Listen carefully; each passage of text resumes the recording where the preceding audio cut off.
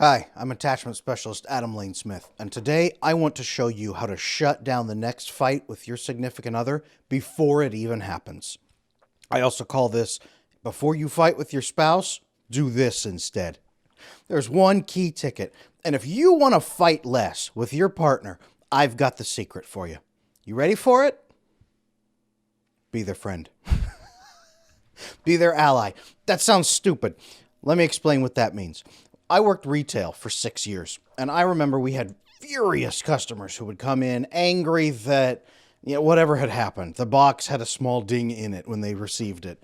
That they took the coffee maker home and it only made 11 and a half cups instead of 12 cups.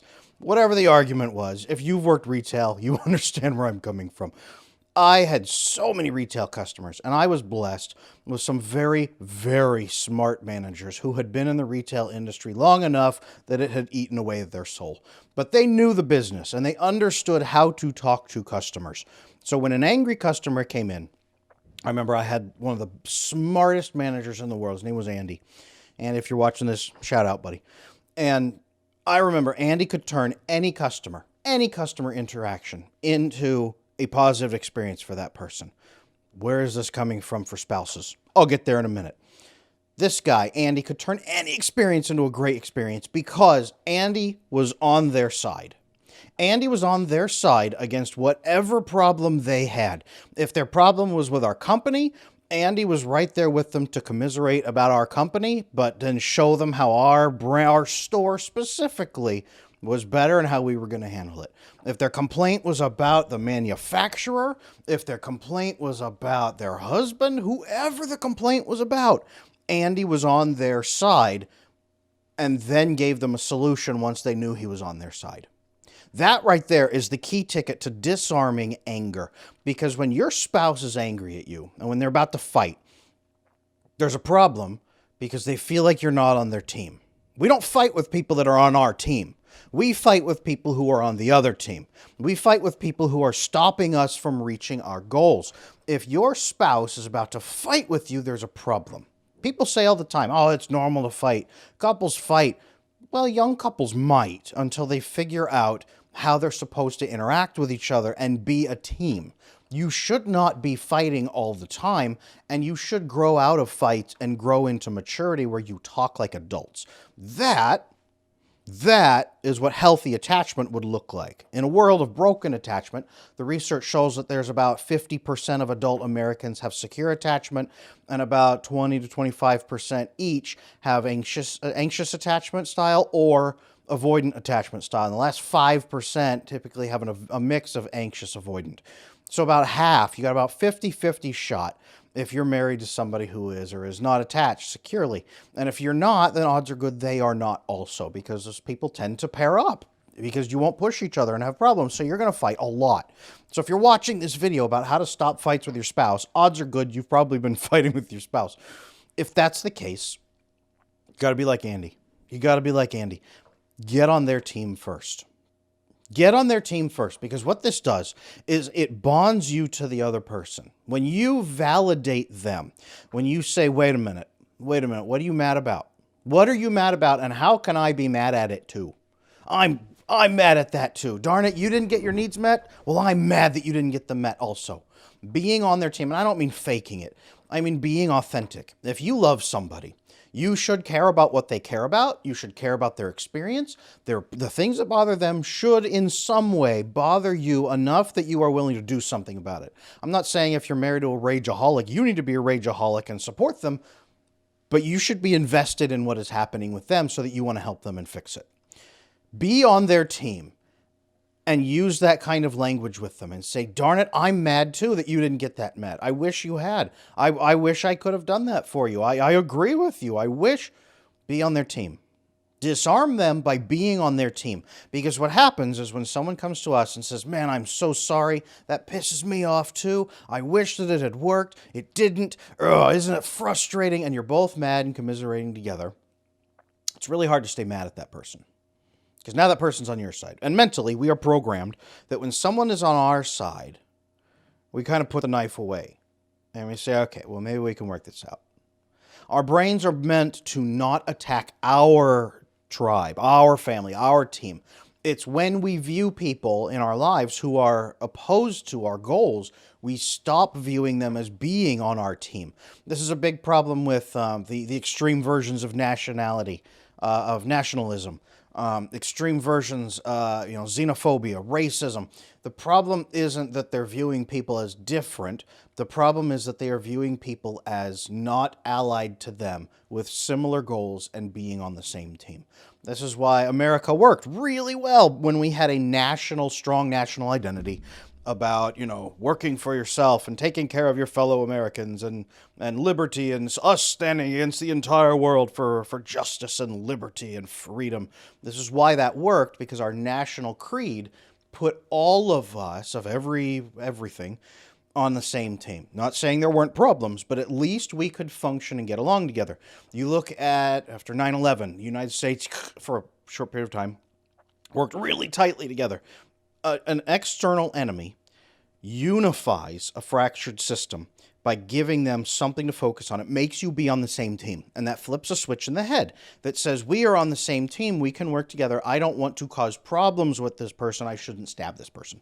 So if your spouse is reaching a point, or you are reaching a point where you're ready to stab each other, it's because you don't feel you are on the same team. It is crucial that you unify around a unified goal and say, this is our goal. That's my goal too. Figure out what their goal is. What do you need? What's your goal? That's my goal too. 9 times out of 10, it is the same goal.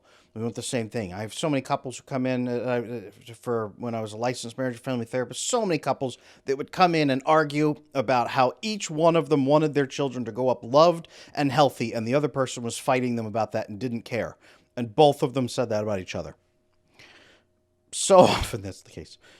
This right here, get on the same team. Figure out what their goal is. Number 1, reaffirm that that's your goal too. Number 2, be pissed off, match their mood, but do it in the same direction as they are. Don't butt heads with them against each other. Now we're both mad and defensive. Go with them. Yeah, I'm mad at that too. I'm kind of mad at myself too. I didn't realize I did that to you. I'm really mad at myself now. Even that can work, because that turns them right around. Wow, this guy's mad at himself. Whoa. Well, he feels the same thing I feel. Well, we're kind of working the same way. Then once you're back, and they stop, and you see like the birds, they're all fluffed up, and then they do the preen. I'm going to end up as a meme doing this. They do the preen, and they kind of settle their feathers back down.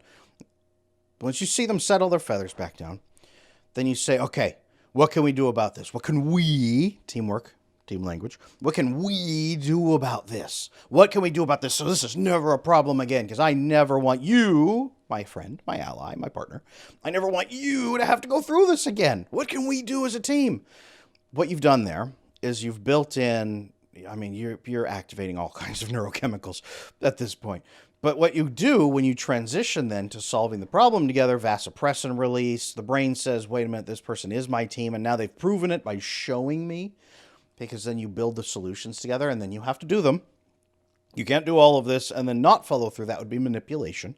You'd be faking it. But you do all of this and then find the solutions together and then actually do them together and apply them, and you mean all of this. That would be a big vasopressin bond, and that will take couples who are fighting all the time. The brain is telling them, this person's my enemy, my enemy, my enemy, my enemy. You do this, and the brain says, wait a minute, no, that person is my friend and my ally, and then that opens the door for oxytocin bonding, for love, for nurturing, for affection, for care, for giving each other some grace, for giving each other the benefit of the doubt. It opens the door for that, but you must get on the same team first, and you must then build vasopressin through solution focus. You must do those 2 things. If you do those 2 things, and if you do this consistently, your arguments should decrease and or perhaps stop, because this completely shuts off the circuit that was causing the fights in the first place. Feeling like you aren't on the same side, feeling like you're actually opposed to each other, opposed to each other's goals. This cuts all of that out and makes it work. So if you can do this, get on their side, ask what they're mad about, ask what they're really mad about, agree with them, point your feelings, get similar feelings to them and point them in the same direction. Assure them you are on their side. Be legitimate about it too. And then say, what can we do about this? And then follow through on that solution. If you do that, you actually are on their team, and you will flip all the switches in their brain, and they will start to value you, and everything will start to get better because neurochemically, both of you will see each other as valuable team members. That will make you like each other. I work with so many couples who love each other, but they don't like each other. In fact, they dislike each other. They love each other, but dislike each other at the same time. So they're constantly fighting, and they both want the marriage to work, but they just can't seem to stand the other person, and they can't have a conversation or barely be in the same room. But when they get them in couples therapy, they say, no, we love each other. Why would you say that, Adam? We love each other. You're wrong. You don't get us. They dislike each other. Their brains do. Their brains are saying that person is on the other side. That person right now is my opponent, my enemy. I have to overcome them. That shuts off the good feelings, drains them, and makes that marriage miserable until it's just going to explode. And everyone involved will be miserable too. You're going to raise kids in that? Phew. Good luck. Good luck. Good luck. Don't do that. Fix it. This is how you fix it. Get on their side, be their ally, solve the problems together. This is how you shut down fights, and it's how you prevent fights around that problem in the future anyway. Because now you've solved a problem permanently together, and you fix your communication. If you do this, fighting is a thing of the past. So give it a try. Leave me a comment on this video saying, hey, Adam, I tried it and it worked. Or, hey, Adam, I tried it and I got stabbed. Hopefully not. Hopefully not. Operate at your own risk. It may go rough the first time. It may go rough the first time because they will say, what the heck are you doing? And it will feel weird because you've been fighting and butting heads for 5 years or whatever. And they're going to say, what are you doing? Are you faking this? And you could say, no, I have realized that I have not been on your team. And that bothers me because I love you and I want to be on your team and I want to care about the things that bother you and I want to help you fix them. So I have realized I agree with you and I've realized that I want to help. So how can I help?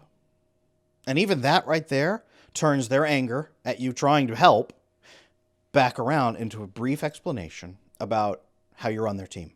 And even that explains the context, explains your inner processes, it explains your thought process, it disarms you and them at the same time. It's you holding up your hands like this and walking toward them saying, I am absolutely unarmed. I really just want to work with you. And if they're holding a gun on you, it's really on them if they shoot you at that point or not. Hopefully not.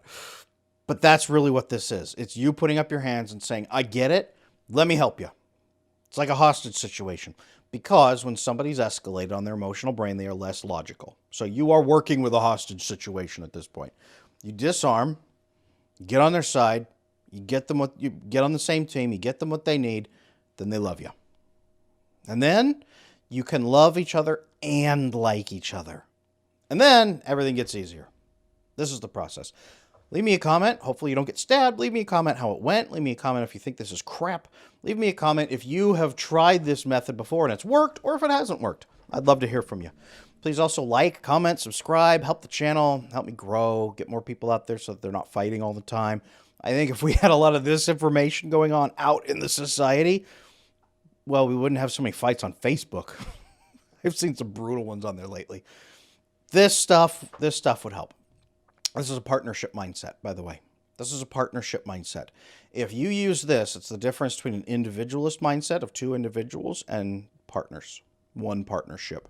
That's really what this is. It works in retail business. It works in running a business together. It works in marriage. It works in parenting. It works in just about every relationship because this is how humans function. So go out there, use it, make some allies, solve some problems. Thank you.